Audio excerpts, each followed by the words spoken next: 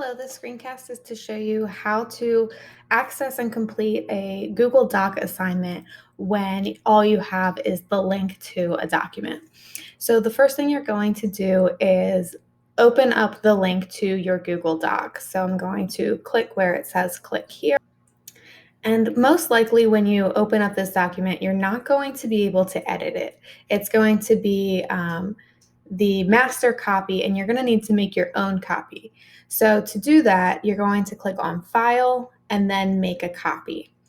When you make your copy, I would suggest adding your last name to the beginning of the document so that your teacher can easily see whose it is, and placing your document in a folder so that you can find it really easily later.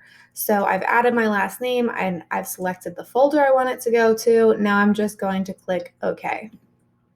And this is going to create that same document, but your own version of it. So you can change things and edit them, and only you will see those changes until you share it with someone. So I've got my document here. I'm going to complete the assignment. And when I am finished with my assignment, I'm going to go back into Schoology and click on Submit Assignment. Next, I'm going to click on Resources, then Apps, and then Google Drive. You might get an error message here, in which case you'll go to Options and Account Settings to make sure that your Google Drive is linked to your Schoology account. If you don't get the error message, then you'll see all of your files right here listed.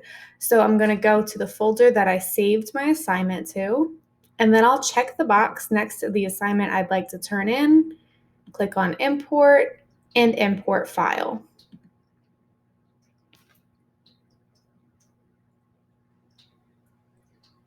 Now I can see my assignment is turned in here, and if I click on it, I'll see my submission once it finishes loading.